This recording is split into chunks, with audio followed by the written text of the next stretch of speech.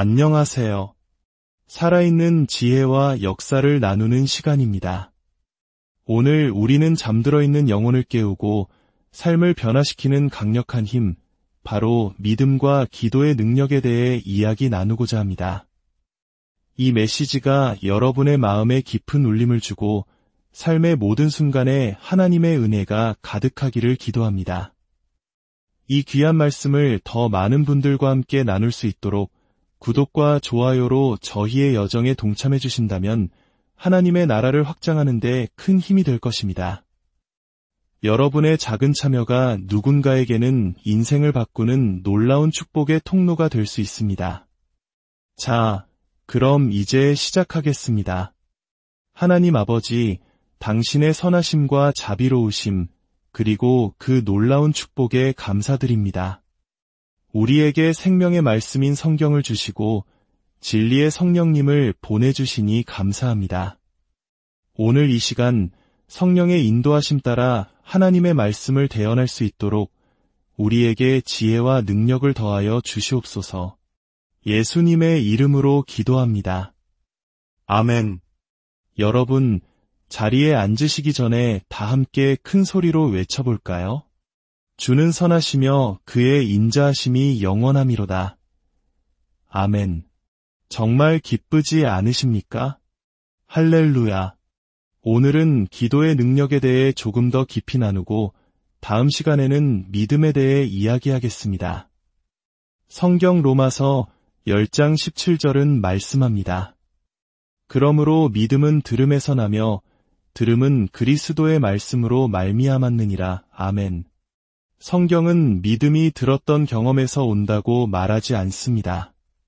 듣는 행위 그 자체에서 온다고 말합니다. 어떤 분들은 믿음에 대한 설교를 들으면 그거 다 들어본 내용이야 라고 말하곤 합니다. 하지만 믿음은 과거에 한 번 들었다고 생기는 것이 아닙니다. 계속해서 듣고 또 들을 때 우리의 영혼 깊숙한 곳에서부터 자라나는 것입니다. 몇 년 전 한 캠프 집회에서 있었던 일입니다. 연합감리교회의 목사님이셨던 한 분이 제게 다가와 이런 이야기를 들려주셨습니다. 그분은 성령 운동을 통해 성령 충만을 경험했고 교회 성도들 대부분도 마찬가지였습니다. 그런데 교회의 말기암으로 침상에 누워있는 한 성도님이 계셨습니다. 의사들조차 아직 살아있는지 이해하지 못할 정도로 이독한 상태였습니다. 목사님은 거의 매일 그 성도님을 찾아가 위로했습니다. 하루는 제 설교 테이프를, 다음 날은 다른 유명한 목사님들의 설교 테이프를 가져다주며 어떻게든 돕고 싶어 했습니다. 그런데 며칠 동안 신방을 다니던 중 목사님의 마음속에서 한 가지 말씀이 계속 맴돌았다고 합니다. 믿음은 들음에서 나며 들음은 그리스도의 말씀으로 말미암았느니라. 처음에는 그저 스쳐 지나가는 생각인 줄 알았지만 사흘 내내 그 말씀이 떠나지 않자 목사님은 주님, 제게 무언가 말씀하고 싶으신 건가요? 라고 기도했습니다. 그리고 마침내 깨달았습니다. 이 자매님에게는 다양한 메시지가 아니라 하나의 메시지를 반복해서 듣게 해야 하는구나. 그분은 즉시 제 설교 테이프 중 하나님의 약이라는 제목의 테이프 하나를 들고 성도님에게 갔습니다. 그리고 주님께서 주신 깨달음을 설명하며 이렇게 말했습니다. 자매님, 지금부터는 다른 어떤 설교도 듣지 마시고 오직 이 테이프 하나만 계속해서 반복해서 들어주십시오. 놀라운 일이 일어났습니다. 그 성도님은 목사님의 말에 순종했고 몇 달 후 침상에 누워 죽어가던 말기암에서 완전히 치유되었습니다. 믿음은 듣고 또 듣는 것에서 옵니다. 그로부터 5년 후 제가 그 지역에서 집회를 인도할 때였습니다. 저는 이 간증을 예화로 사용하며 말씀을 계속 듣는 것의 중요성을 강조했습니다. 집회가 끝나자 한 여성이 제 아내와 저에게 다가와 말했습니다. 제가 바로 그 여성입니다. 5년 전 의학적으로 사망 선고를 받았던 그녀는 믿을 수 없을 만큼 건강하고 활기찬 모습이었습니다. 할렐루야. 또 다른 간증이 있습니다. 83세의 한 여성 사역자분이 계셨습니다. 평생을 복음 전파에 헌신하여 수많은 영혼을 주님께로 인도한 분이셨죠.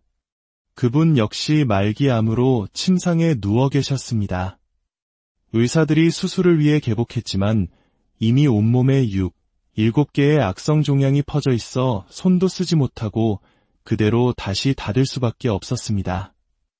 제가 그 지역 교회의 목사님과 함께 그분을 찾아갔을 때 80대 노인의 몸은 종양 때문에 마치 임산부처럼 배가 불러 있었고 손은 종이장처럼 얇아져 있었습니다. 저는 주님께 특별한 지시를 구했지만 아무런 응답이 없었습니다. 그래서 저는 그분을 오직 말씀 위에 세우기로 했습니다. 그리고 꾸준히 치유에 관한 말씀을 듣고 선포하도록 권면했습니다. 그 과정은 하룻밤에 일어나지 않았습니다. 하지만 8개월 후 그 사역자님은 다시 강단에 서서 부흥 집회를 인도하고 계셨습니다. 믿음은 듣고 또 듣는 데서 오는 것입니다. 아멘. 우리는 끊임없이 믿음에 대해 가르치고 배워야 합니다. 그렇다고 다른 것을 가르치지 말라는 뜻이 아닙니다. 믿음이라는 기초 위에 모든 것을 세워나가야 한다는 의미입니다. 오늘 우리가 함께 나눌 핵심 말씀은 에베소서 6장 18절입니다. 모든 기도와 간구를 하되 항상 성령 안에서 기도하고 이를 위하여 깨어 구하기를 항상 힘쓰며 여러 성도를 위하여 구하라. 여기서 성령 안에서 기도하라는 말씀은 단순히 성령의 감동으로 기도하는 것뿐만 아니라 성령께서 이끄시는 대로 기도하는 것을 포함합니다. 그리고 바울은 19절에서 이렇게 덧붙입니다. 또 나를 위하여 구할 것은 내게 말씀을 주사 나로 입을 열어 복음의 비밀을 담대히 알리게 하옵소서 할 것이니 신약 성경의 절반 이상을 기록한 위대한 사도 바울조차도 기도가 필요했다고 고백합니다. 우리 모두에게는 기도가 필요합니다. 그렇다면 우리는 사역자들을 위해 어떻게 기도해야 할까요?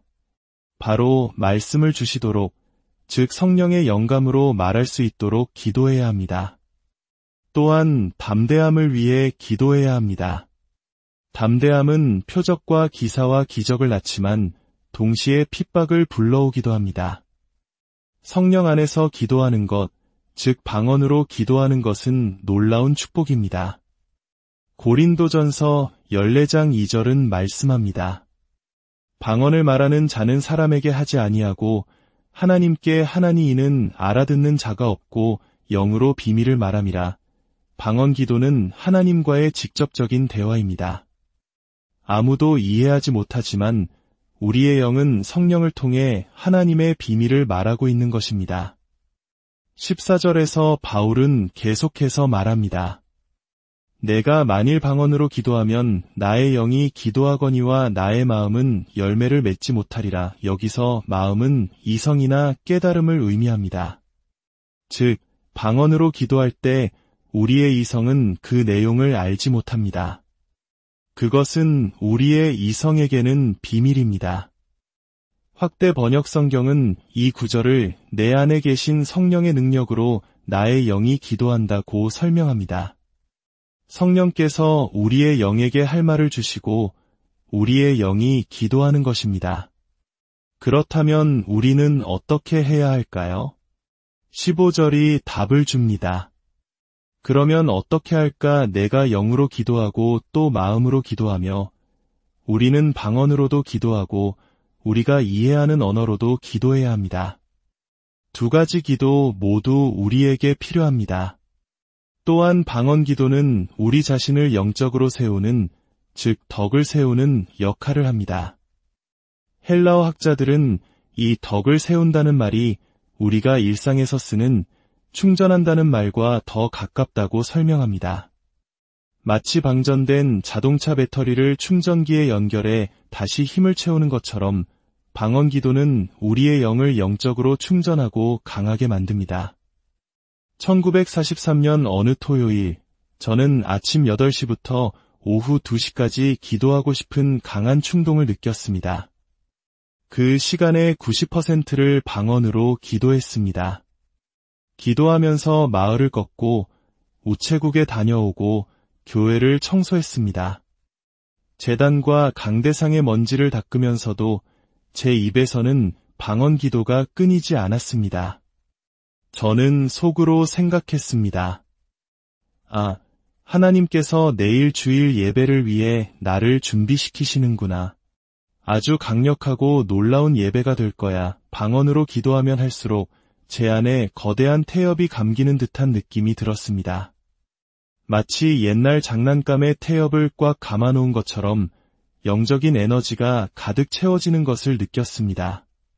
그런데 그날 오후 2시 30분, 3명의 여인이 저희 사택을 찾아왔습니다. 2명의 여인이 정신병원에서 막 퇴원한 한 여인을 부축해 온 것이었습니다. 그제야 저는 깨달았습니다. 하나님께서 저를 준비시키신 것은 내일 예배가 아니라 바로 이 순간을 위함이었다는 것을요.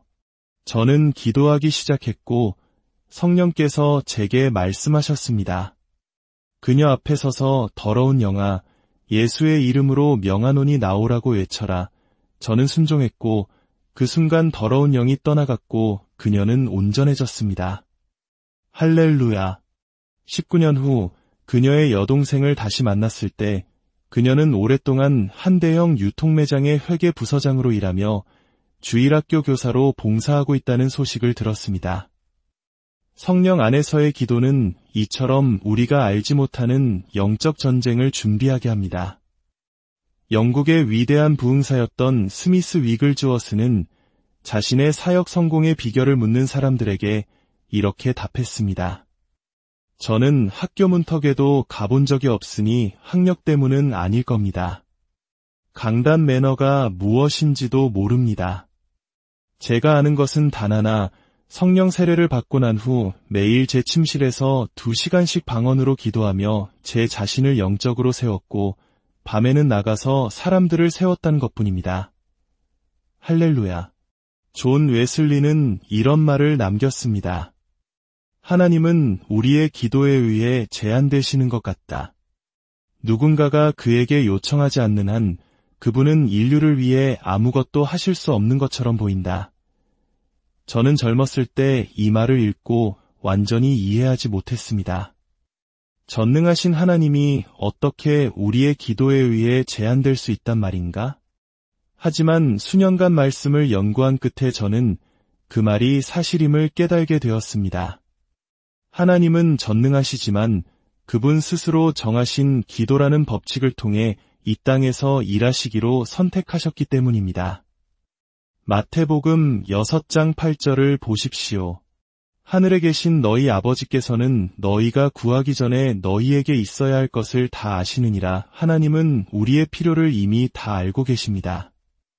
하지만 그럼에도 불구하고 우리는 구해야 합니다. 그 구절은 우리가 반드시 구해야 한다는 것을 암시하고 있습니다. 마태복음 9장으로 넘어가 봅시다. 예수님께서는 무리를 보시고 불쌍히 여기셨습니다. 왜냐하면 그들이 목자 없는 양과 같이 고생하며 기진했기 때문입니다. 그리고 제자들에게 말씀하셨습니다. 추수할 것은 많되 일꾼이 적으니 그러므로 추수하는 주인에게 청하여 추수할 일꾼들을 보내 주소서 하라. 생각해 보십시오. 추수는 하나님의 것이고 그분은 추수의 주인이십니다. 당연히 일꾼을 보내고 싶어 하십니다. 그런데 왜 그냥 보내지 않으시고 우리에게 기도하라고 명령하셨을까요? 어떤 사람들은 하나님이 원하시면 언제 어디서든 무엇이든 하실 수 있다고 믿습니다. 물론 그분은 전능하십니다. 하지만 그분은 자신의 말씀에 의해 스스로를 제한하십니다. 그분은 우리와의 동력, 즉 우리의 기도를 통해 일하기를 원하십니다.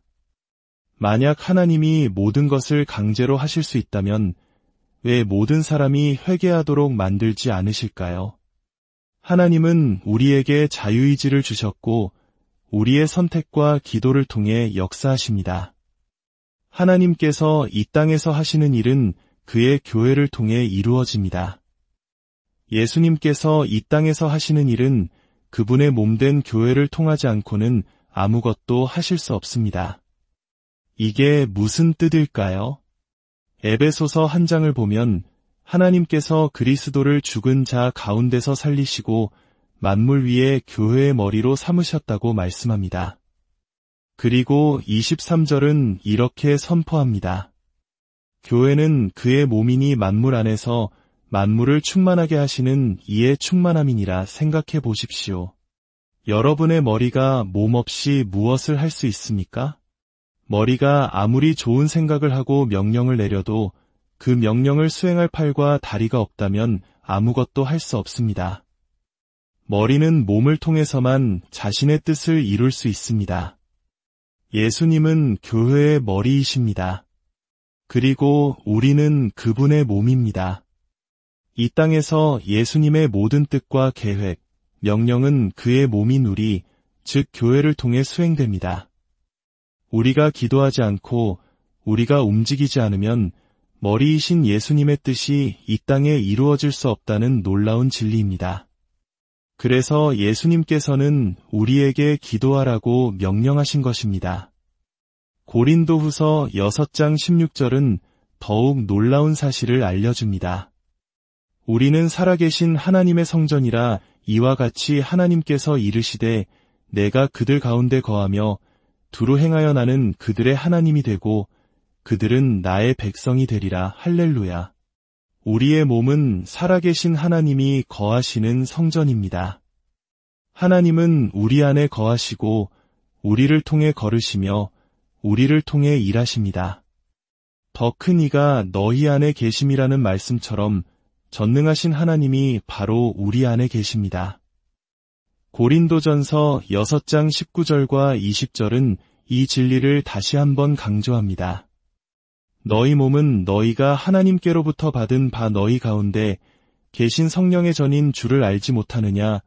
너희는 너희 자신의 것이 아니라 값으로 산 것이 되었으니 그런즉 너희 몸으로 하나님께 영광을 돌리라. 우리는 우리 자신의 것이 아닙니다. 우리는 예수 그리스도의 피값으로 사심받은 하나님께 속한 존재입니다. 그러므로 우리의 몸과 영으로 하나님께 영광을 돌리는 것은 우리의 마땅한 의무이자 특권입니다.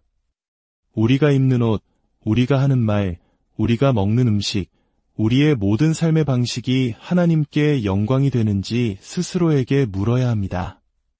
어떤 행동을 하기 전에 이것이 하나님께 영광이 될까? 라고 잠시 멈추어 생각해 보십시오. 내가 이 담배를 피우는 것이 주님의 영광을 위한 것인가? 내가 이렇게 과식하는 것이 하나님의 성전인 내 몸을 귀히 여기는 것인가? 내가 입는 이 옷이 그리스도인의 거룩함과 단정함을 나타내는가? 우리의 삶의 모든 영역, 심지어 성적인 부분까지도 하나님께 영광을 돌려야 합니다. 하나님은 남자인 아담과 여자인 하와를 창조하셨지 아담과 스티브를 창조하지 않으셨습니다. 성경이 말하는 거룩한 질서를 떠난 모든 것은 하나님의 성전인 우리 몸을 더럽히는 것입니다. 우리는 세상의 기준이 아니라 하나님의 말씀을 따라 살며 우리의 몸으로 하나님을 영화롭게 해야 합니다. 여러분, 모두 자리에서 일어나 주십시오. 그리고 저를 따라 큰 소리로 선포합시다. 나는 내 자신의 것이 아닙니다. 나는 값으로 사신 바 되었습니다. 나는 하나님께 속했습니다. 할렐루야. 그러므로 나는 나의 몸으로 그리고 나의 영으로 하나님께 영광을 돌릴 것입니다. 나는 살아계신 하나님의 성전입니다. 하나님께서 내 안에 사십니다. 그분이 내 안에서 걸으십니다.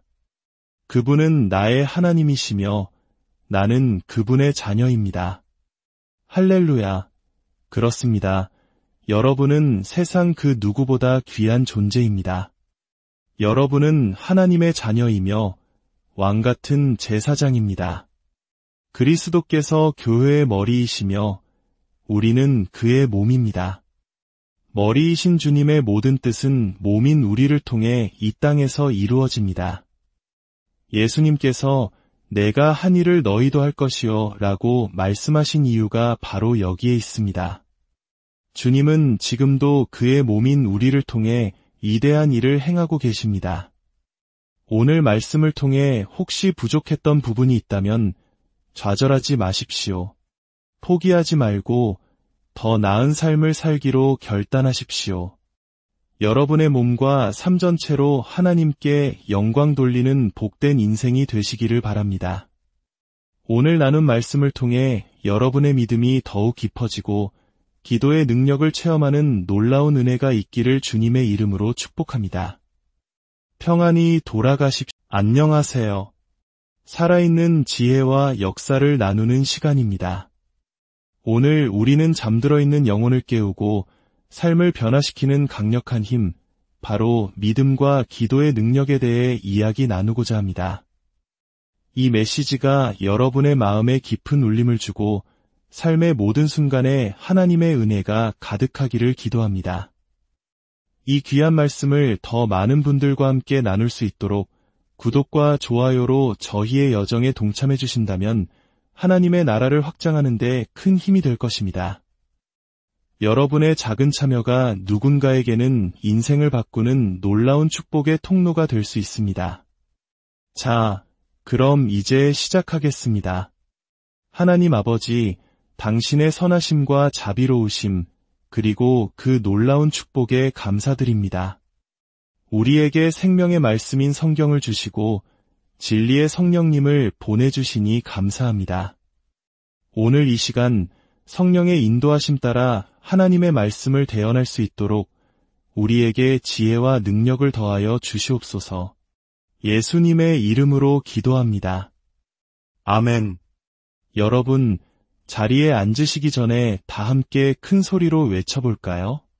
주는 선하시며 그의 인자하심이 영원함이로다. 아멘. 정말 기쁘지 않으십니까? 할렐루야. 오늘은 기도의 능력에 대해 조금 더 깊이 나누고 다음 시간에는 믿음에 대해 이야기하겠습니다.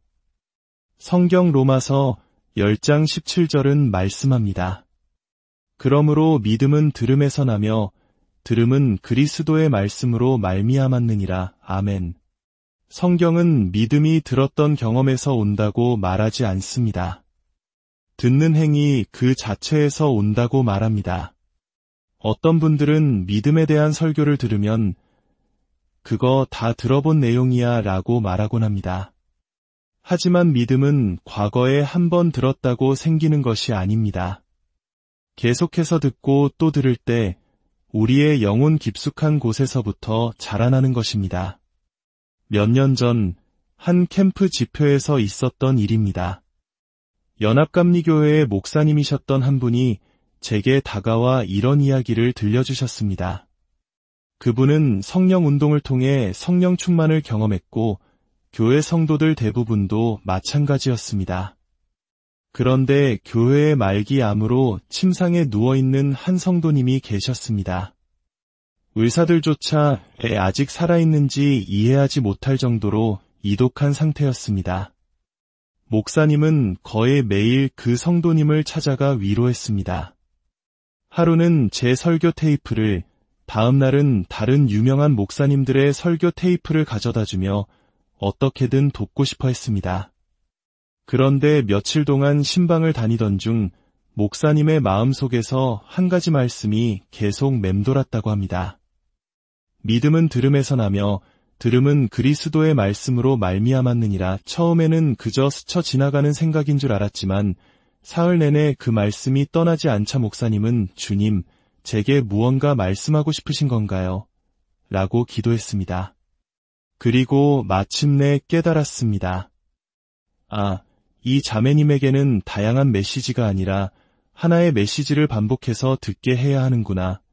그분은 즉시 제 설교 테이프 중 하나님의 약이라는 제목의 테이프 하나를 들고 성도님에게 갔습니다. 그리고 주님께서 주신 깨달음을 설명하며 이렇게 말했습니다. 자매님, 지금부터는 다른 어떤 설교도 듣지 마시고 오직 이 테이프 하나만 계속해서 반복해서 들어주십시오. 놀라운 일이 일어났습니다. 그 성도님은 목사님의 말에 순종했고 몇 달 후 침상에 누워 죽어가던 말기암에서 완전히 치유되었습니다. 믿음은 듣고 또 듣는 것에서 옵니다. 그로부터 5년 후 제가 그 지역에서 집회를 인도할 때였습니다. 저는 이 간증을 예화로 사용하며 말씀을 계속 듣는 것의 중요성을 강조했습니다. 집회가 끝나자 한 여성이 제 아내와 저에게 다가와 말했습니다. 제가 바로 그 여성입니다. 5년 전 의학적으로 사망 선고를 받았던 그녀는 믿을 수 없을 만큼 건강하고 활기찬 모습이었습니다. 할렐루야. 또 다른 간증이 있습니다. 83세의 한 여성 사역자분이 계셨습니다. 평생을 복음 전파에 헌신하여 수많은 영혼을 주님께로 인도한 분이셨죠. 그분 역시 말기암으로 침상에 누워 계셨습니다.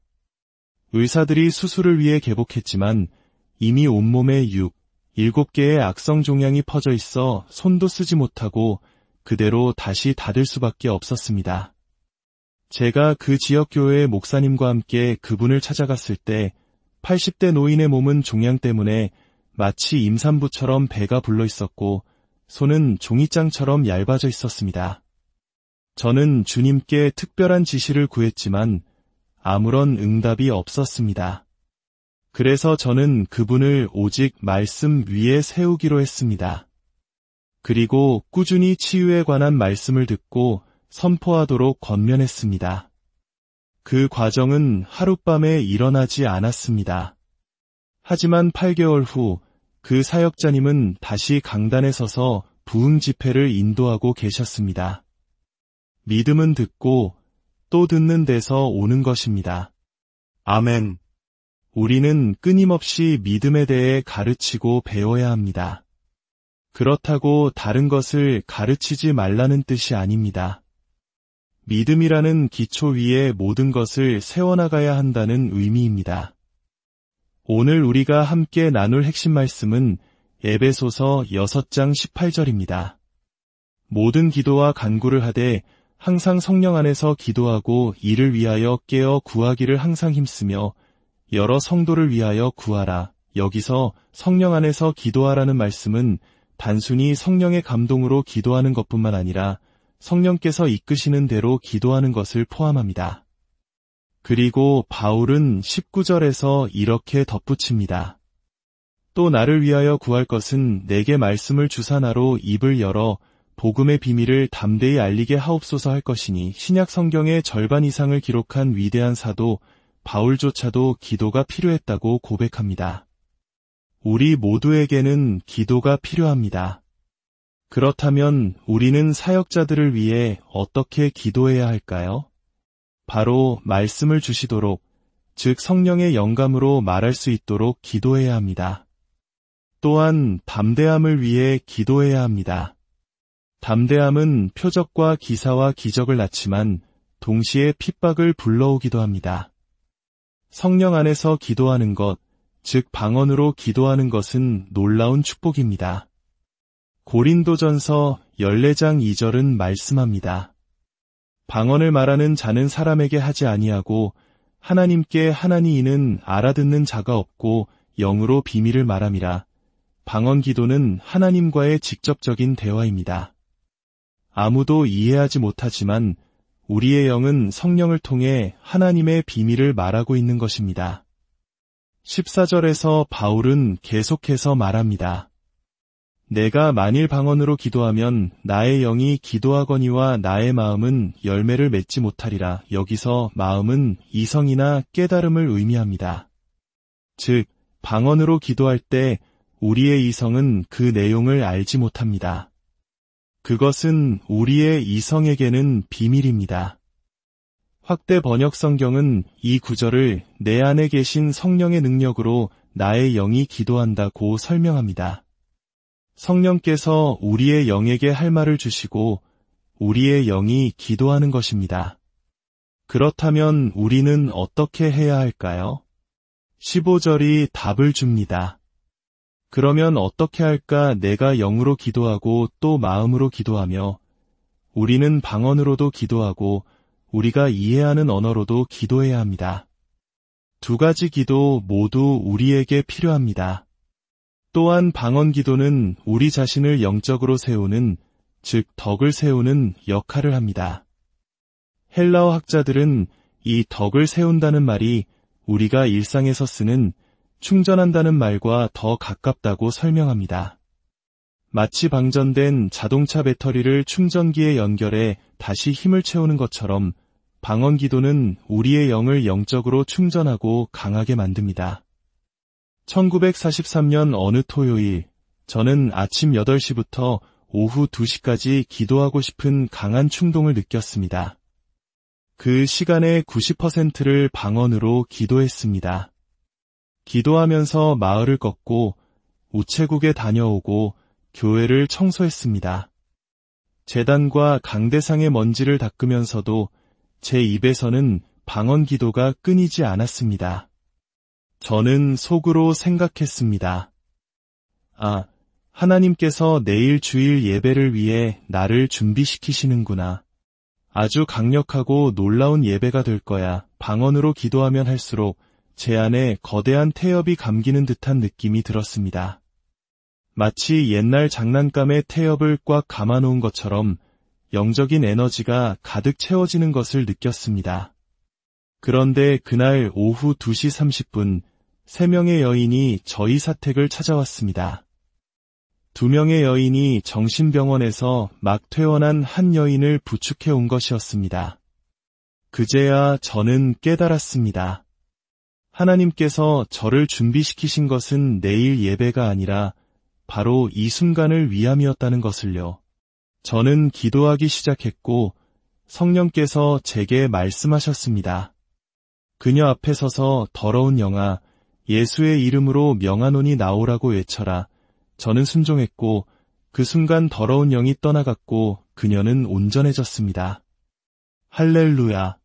19년 후 그녀의 여동생을 다시 만났을 때 그녀는 오랫동안 한 대형 유통매장의 회계 부서장으로 일하며 주일학교 교사로 봉사하고 있다는 소식을 들었습니다. 성령 안에서의 기도는 이처럼 우리가 알지 못하는 영적 전쟁을 준비하게 합니다. 영국의 위대한 부흥사였던 스미스 위글즈워스는 자신의 사역 성공의 비결을 묻는 사람들에게 이렇게 답했습니다. 저는 학교 문턱에도 가본 적이 없으니 학력 때문은 아닐 겁니다. 강단 매너가 무엇인지도 모릅니다. 제가 아는 것은 단 하나, 성령 세례를 받고 난 후 매일 제 침실에서 2시간씩 방언으로 기도하며 제 자신을 영적으로 세웠고 밤에는 나가서 사람들을 세웠다는 것뿐입니다. 할렐루야. 존 웨슬리는 이런 말을 남겼습니다. 하나님은 우리의 기도에 의해 제한되시는 것 같다. 누군가가 그에게 요청하지 않는 한 그분은 인류를 위해 아무것도 하실 수 없는 것처럼 보인다. 저는 젊었을 때 이 말을 읽고 완전히 이해하지 못했습니다. 전능하신 하나님이 어떻게 우리의 기도에 의해 제한될 수 있단 말인가? 하지만 수년간 말씀을 연구한 끝에 저는 그 말이 사실임을 깨달게 되었습니다. 하나님은 전능하시지만 그분 스스로 정하신 기도라는 법칙을 통해 이 땅에서 일하시기로 선택하셨기 때문입니다. 마태복음 6장 8절을 보십시오. 하늘에 계신 너희 아버지께서는 너희가 구하기 전에 너희에게 있어야 할 것을 다 아시느니라. 하나님은 우리의 필요를 이미 다 알고 계십니다. 하지만 그럼에도 불구하고 우리는 구해야 합니다. 그 구절은 우리가 반드시 구해야 한다는 것을 암시하고 있습니다. 마태복음 9장으로 넘어가 봅시다. 예수님께서는 무리를 보시고 불쌍히 여기셨습니다. 왜냐하면 그들이 목자 없는 양과 같이 고생하며 기진했기 때문입니다. 그리고 제자들에게 말씀하셨습니다. 추수할 것은 많되 일꾼이 적으니 그러므로 추수하는 주인에게 청하여 추수할 일꾼들을 보내 주소서 하라 생각해 보십시오. 추수는 하나님의 것이고 그분은 추수의 주인이십니다. 당연히 일꾼을 보내고 싶어 하십니다. 그런데 왜 그냥 보내지 않으시고 우리에게 기도하라고 명령하셨을까요? 어떤 사람들은 하나님이 원하시면 언제 어디서든 무엇이든 하실 수 있다고 믿습니다. 물론 그분은 전능하십니다. 하지만 그분은 자신의 말씀에 의해 스스로를 제한하십니다. 그분은 우리와의 동역, 즉 우리의 기도를 통해 일하기를 원하십니다. 만약 하나님이 모든 것을 강제로 하실 수 있다면 왜 모든 사람이 회개하도록 만들지 않으실까요? 하나님은 우리에게 자유의지를 주셨고 우리의 선택과 기도를 통해 역사하십니다. 하나님께서 이 땅에서 하시는 일은 그의 교회를 통해 이루어집니다. 예수님께서 이 땅에서 하시는 일은 그분의 몸된 교회를 통하지 않고는 아무것도 하실 수 없습니다. 이게 무슨 뜻일까요? 에베소서 1장을 보면 하나님께서 그리스도를 죽은 자 가운데서 살리시고 만물 위에 교회의 머리로 삼으셨다고 말씀합니다. 그리고 23절은 이렇게 선포합니다. 교회는 그의 몸이니 만물 안에서 만물을 충만하게 하시는 이의 충만함이니라 생각해 보십시오. 여러분의 머리가 몸 없이 무엇을 할 수 있습니까? 머리가 아무리 좋은 생각을 하고 명령을 내려도 그 명령을 수행할 팔과 다리가 없다면 아무것도 할 수 없습니다. 머리는 몸을 통해서만 자신의 뜻을 이룰 수 있습니다. 예수님은 교회의 머리이십니다. 그리고 우리는 그분의 몸입니다.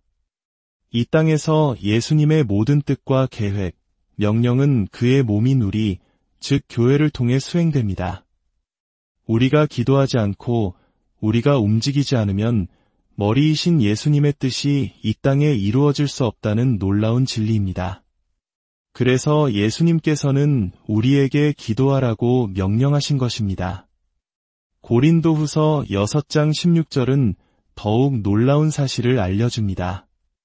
우리는 살아계신 하나님의 성전이라 이와 같이 하나님께서 이르시되 내가 그들 가운데 거하며 두루 행하여 나는 그들의 하나님이 되고 그들은 나의 백성이 되리라. 할렐루야. 우리의 몸은 살아계신 하나님이 거하시는 성전입니다. 하나님은 우리 안에 거하시고 우리를 통해 걸으시며 우리를 통해 일하십니다. 더 큰 이가 너희 안에 계심이라는 말씀처럼 전능하신 하나님이 바로 우리 안에 계십니다. 고린도전서 6장 19절과 20절은 이 진리를 다시 한번 강조합니다. 너희 몸은 너희가 하나님께로부터 받은 바 너희 가운데 계신 성령의 전인 주를 알지 못하느냐? 너희는 너희 자신의 것이 아니라 값으로 산 것이 되었으니 그런즉 너희 몸으로 하나님께 영광을 돌리라. 우리는 우리 자신의 것이 아닙니다. 우리는 예수 그리스도의 피값으로 사심받은 하나님께 속한 존재입니다. 그러므로 우리의 몸과 영으로 하나님께 영광을 돌리는 것은 우리의 마땅한 의무이자 특권입니다. 우리가 입는 옷, 우리가 하는 말, 우리가 먹는 음식, 우리의 모든 삶의 방식이 하나님께 영광이 되는지 스스로에게 물어야 합니다. 어떤 행동을 하기 전에 이것이 하나님께 영광이 될까? 라고 잠시 멈추어 생각해 보십시오. 내가 이 담배를 피우는 것이 주님의 영광을 위한 것인가? 내가 이렇게 과식하는 것이 하나님의 성전인 내 몸을 귀히 여기는 것인가? 내가 입는 이 옷이 그리스도인의 거룩함과 단정함을 나타내는가? 우리의 삶의 모든 영역, 심지어 성적인 부분까지도 하나님께 영광을 돌려야 합니다. 하나님은 남자인 아담과 여자인 하와를 창조하셨지 아담과 스티브를 창조하지 않으셨습니다. 성경이 말하는 거룩한 질서를 떠난 모든 것은 하나님의 성전인 우리 몸을 더럽히는 것입니다. 우리는 세상의 기준이 아니라 하나님의 말씀을 따라 살며 우리의 몸으로 하나님을 영화롭게 해야 합니다. 여러분, 모두 자리에서 일어나 주십시오. 그리고 저를 따라 큰 소리로 선포합시다. 나는 내 자신의 것이 아닙니다. 나는 값으로 사신 바 되었습니다. 나는 하나님께 속했습니다. 할렐루야. 그러므로 나는 나의 몸으로 그리고 나의 영으로 하나님께 영광을 돌릴 것입니다. 나는 살아계신 하나님의 성전입니다. 하나님께서 내 안에 사십니다. 그분이 내 안에서 걸으십니다. 그분은 나의 하나님이시며 나는 그분의 자녀입니다. 할렐루야. 그렇습니다. 여러분은 세상 그 누구보다 귀한 존재입니다. 여러분은 하나님의 자녀이며 왕같은 제사장입니다. 그리스도께서 교회의 머리이시며 우리는 그의 몸입니다. 머리이신 주님의 모든 뜻은 몸인 우리를 통해 이 땅에서 이루어집니다. 예수님께서 내가 한 일을 너희도 할 것이요 라고 말씀하신 이유가 바로 여기에 있습니다. 주님은 지금도 그의 몸인 우리를 통해 위대한 일을 행하고 계십니다. 오늘 말씀을 통해 혹시 부족했던 부분이 있다면 좌절하지 마십시오. 포기하지 말고 더 나은 삶을 살기로 결단하십시오. 여러분의 몸과 삶 전체로 하나님께 영광 돌리는 복된 인생이 되시기를 바랍니다.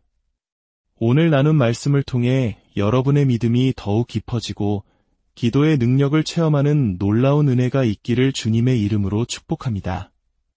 평안히 돌아가십시오. 안녕하세요. 살아있는 지혜와 역사를 나누는 시간입니다. 오늘 우리는 잠들어 있는 영혼을 깨우고 삶을 변화시키는 강력한 힘, 바로 믿음과 기도의 능력에 대해 이야기 나누고자 합니다. 이 메시지가 여러분의 마음에 깊은 울림을 주고 삶의 모든 순간에 하나님의 은혜가 가득하기를 기도합니다.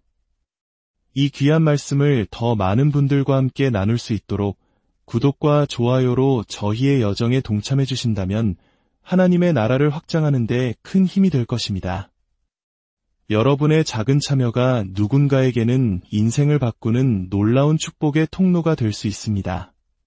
자, 그럼 이제 시작하겠습니다. 하나님 아버지, 당신의 선하심과 자비로우심, 그리고 그 놀라운 축복에 감사드립니다. 우리에게 생명의 말씀인 성경을 주시고 진리의 성령님을 보내주시니 감사합니다. 오늘 이 시간 성령의 인도하심 따라 하나님의 말씀을 대언할 수 있도록 우리에게 지혜와 능력을 더하여 주시옵소서. 예수님의 이름으로 기도합니다. 아멘. 여러분, 자리에 앉으시기 전에 다 함께 큰 소리로 외쳐볼까요? 주는 선하시며 그의 인자하심이 영원함이로다. 아멘. 정말 기쁘지 않으십니까? 할렐루야. 오늘은 기도의 능력에 대해 조금 더 깊이 나누고 다음 시간에는 믿음에 대해 이야기하겠습니다. 성경 로마서 10장 17절은 말씀합니다. 그러므로 믿음은 들음에서 나며 들음은 그리스도의 말씀으로 말미암았느니라. 아멘. 성경은 믿음이 들었던 경험에서 온다고 말하지 않습니다. 듣는 행위 그 자체에서 온다고 말합니다.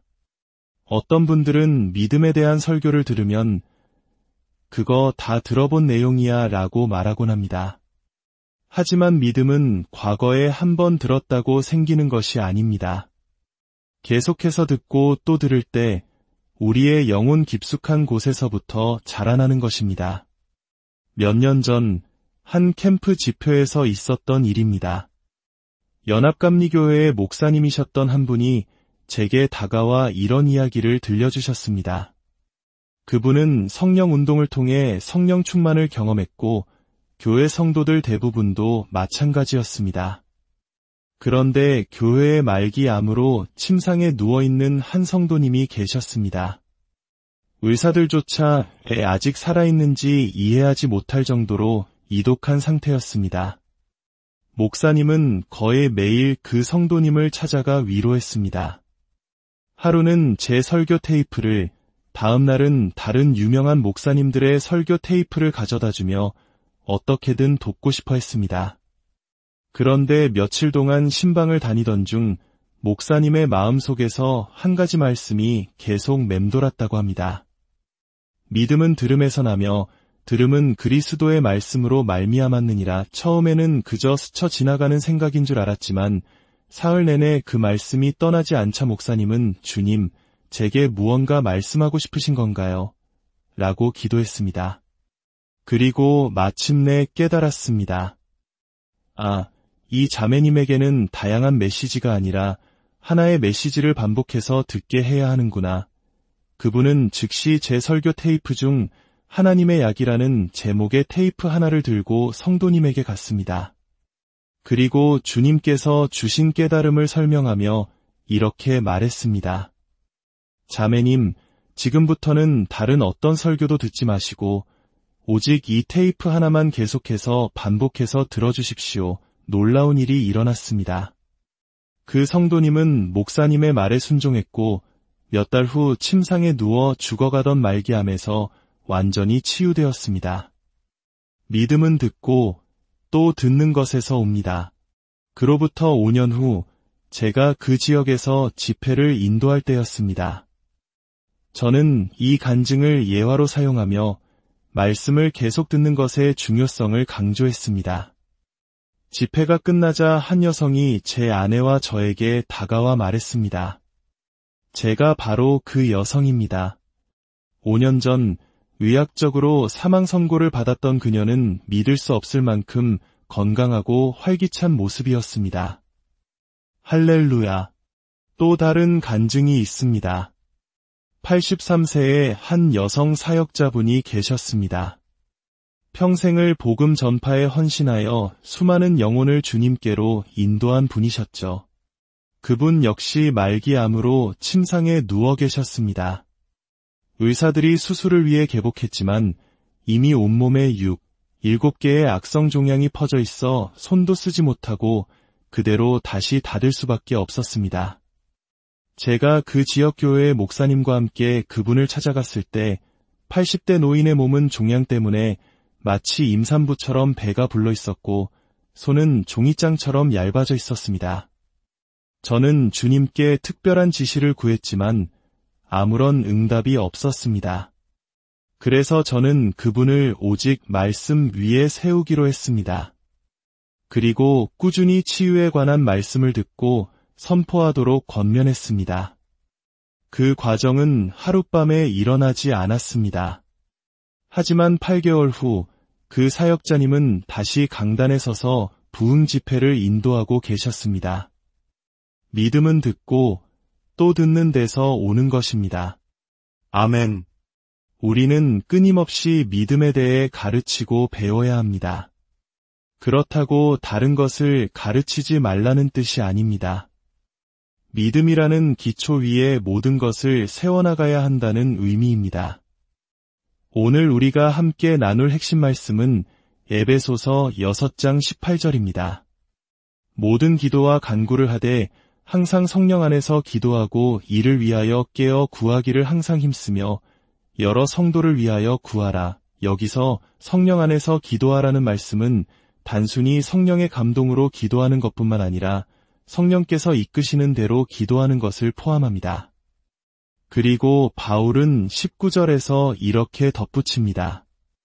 또 나를 위하여 구할 것은 내게 말씀을 주사 나로 입을 열어 복음의 비밀을 담대히 알리게 하옵소서 할 것이니 신약 성경의 절반 이상을 기록한 위대한 사도 바울조차도 기도가 필요했다고 고백합니다. 우리 모두에게는 기도가 필요합니다. 그렇다면 우리는 사역자들을 위해 어떻게 기도해야 할까요? 바로 말씀을 주시도록, 즉 성령의 영감으로 말할 수 있도록 기도해야 합니다. 또한 담대함을 위해 기도해야 합니다. 담대함은 표적과 기사와 기적을 낳지만 동시에 핍박을 불러오기도 합니다. 성령 안에서 기도하는 것, 즉 방언으로 기도하는 것은 놀라운 축복입니다. 고린도전서 14장 2절은 말씀합니다. 방언을 말하는 자는 사람에게 하지 아니하고 하나님께 하나니 이는 알아듣는 자가 없고 영으로 비밀을 말함이라. 방언 기도는 하나님과의 직접적인 대화입니다. 아무도 이해하지 못하지만 우리의 영은 성령을 통해 하나님의 비밀을 말하고 있는 것입니다. 14절에서 바울은 계속해서 말합니다. 내가 만일 방언으로 기도하면 나의 영이 기도하거니와 나의 마음은 열매를 맺지 못하리라. 여기서 마음은 이성이나 깨달음을 의미합니다. 즉, 방언으로 기도할 때 우리의 이성은 그 내용을 알지 못합니다. 그것은 우리의 이성에게는 비밀입니다. 확대 번역 성경은 이 구절을 내 안에 계신 성령의 능력으로 나의 영이 기도한다고 설명합니다. 성령께서 우리의 영에게 할 말을 주시고 우리의 영이 기도하는 것입니다.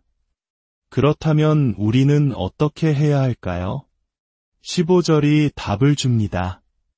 그러면 어떻게 할까? 내가 영으로 기도하고 또 마음으로 기도하며 우리는 방언으로도 기도하고 우리가 이해하는 언어로도 기도해야 합니다. 두 가지 기도 모두 우리에게 필요합니다. 또한 방언 기도는 우리 자신을 영적으로 세우는, 즉 덕을 세우는 역할을 합니다. 헬라어 학자들은 이 덕을 세운다는 말이 우리가 일상에서 쓰는 충전한다는 말과 더 가깝다고 설명합니다. 마치 방전된 자동차 배터리를 충전기에 연결해 다시 힘을 채우는 것처럼 방언 기도는 우리의 영을 영적으로 충전하고 강하게 만듭니다. 1943년 어느 토요일, 저는 아침 8시부터 오후 2시까지 기도하고 싶은 강한 충동을 느꼈습니다. 그 시간의 90%를 방언으로 기도했습니다.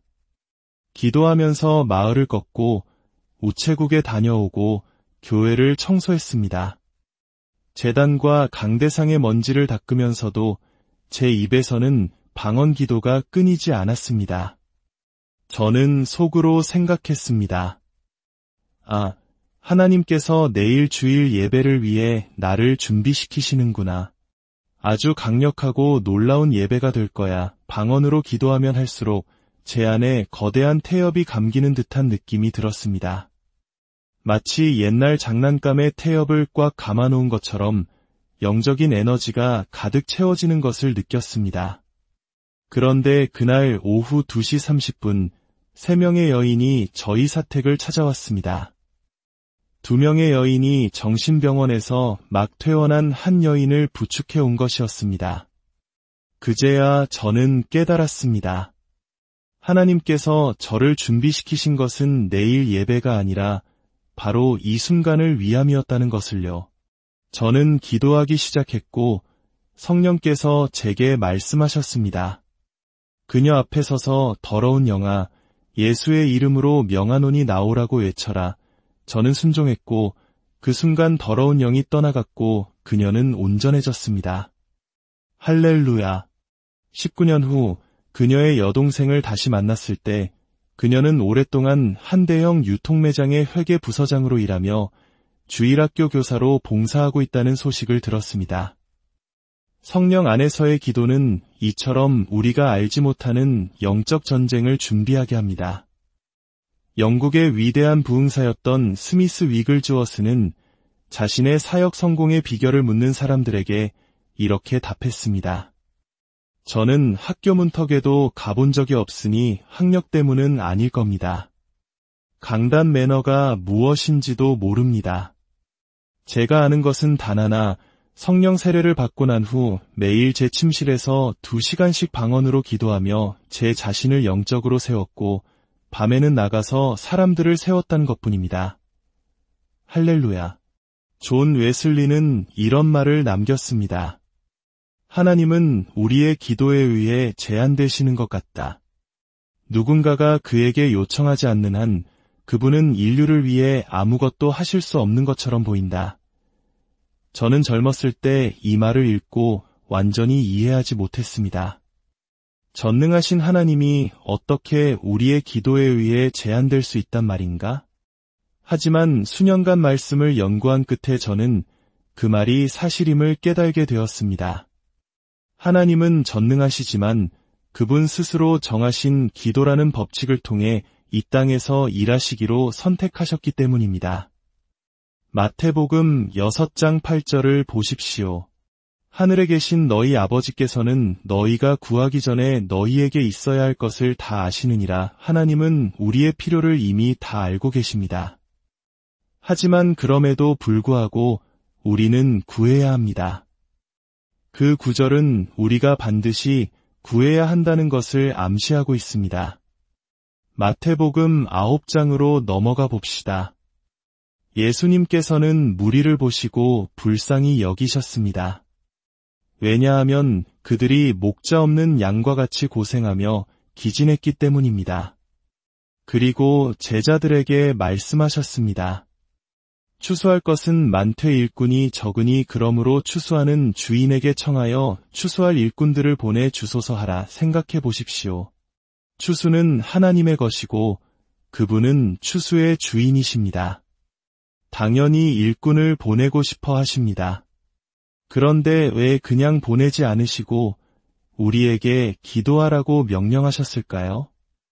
어떤 사람들은 하나님이 원하시면 언제 어디서든 무엇이든 하실 수 있다고 믿습니다. 물론 그분은 전능하십니다. 하지만 그분은 자신의 말씀에 의해 스스로를 제한하십니다. 그분은 우리와의 동력, 즉 우리의 기도를 통해 일하기를 원하십니다. 만약 하나님이 모든 것을 강제로 하실 수 있다면 왜 모든 사람이 회개하도록 만들지 않으실까요? 하나님은 우리에게 자유의지를 주셨고 우리의 선택과 기도를 통해 역사하십니다. 하나님께서 이 땅에서 하시는 일은 그의 교회를 통해 이루어집니다. 예수님께서 이 땅에서 하시는 일은 그분의 몸된 교회를 통하지 않고는 아무것도 하실 수 없습니다. 이게 무슨 뜻일까요? 에베소서 1장을 보면 하나님께서 그리스도를 죽은 자 가운데서 살리시고 만물 위에 교회의 머리로 삼으셨다고 말씀합니다. 그리고 23절은 이렇게 선포합니다.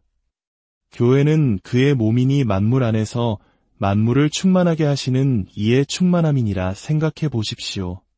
여러분의 머리가 몸 없이 무엇을 할 수 있습니까?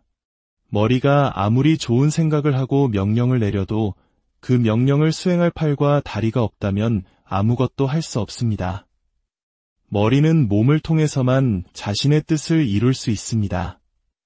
예수님은 교회의 머리이십니다. 그리고 우리는 그분의 몸입니다. 이 땅에서 예수님의 모든 뜻과 계획, 명령은 그의 몸인 우리, 즉 교회를 통해 수행됩니다. 우리가 기도하지 않고 우리가 움직이지 않으면 머리이신 예수님의 뜻이 이 땅에 이루어질 수 없다는 놀라운 진리입니다. 그래서 예수님께서는 우리에게 기도하라고 명령하신 것입니다. 고린도후서 6장 16절은 더욱 놀라운 사실을 알려줍니다. 우리는 살아계신 하나님의 성전이라 이와 같이 하나님께서 이르시되 내가 그들 가운데 거하며 두루 행하여 나는 그들의 하나님이 되고 그들은 나의 백성이 되리라. 할렐루야. 우리의 몸은 살아계신 하나님이 거하시는 성전입니다. 하나님은 우리 안에 거하시고 우리를 통해 걸으시며 우리를 통해 일하십니다. 더 큰 이가 너희 안에 계심이라는 말씀처럼 전능하신 하나님이 바로 우리 안에 계십니다. 고린도전서 6장 19절과 20절은 이 진리를 다시 한번 강조합니다. 너희 몸은 너희가 하나님께로부터 받은 바 너희 가운데 계신 성령의 전인 주를 알지 못하느냐? 너희는 너희 자신의 것이 아니라 값으로 산 것이 되었으니 그런즉 너희 몸으로 하나님께 영광을 돌리라. 우리는 우리 자신의 것이 아닙니다. 우리는 예수 그리스도의 피값으로 사심받은 하나님께 속한 존재입니다. 그러므로 우리의 몸과 영으로 하나님께 영광을 돌리는 것은 우리의 마땅한 의무이자 특권입니다. 우리가 입는 옷, 우리가 하는 말, 우리가 먹는 음식, 우리의 모든 삶의 방식이 하나님께 영광이 되는지 스스로에게 물어야 합니다. 어떤 행동을 하기 전에 이것이 하나님께 영광이 될까? 라고 잠시 멈추어 생각해 보십시오. 내가 이 담배를 피우는 것이 주님의 영광을 위한 것인가? 내가 이렇게 과식하는 것이 하나님의 성전인 내 몸을 귀히 여기는 것인가?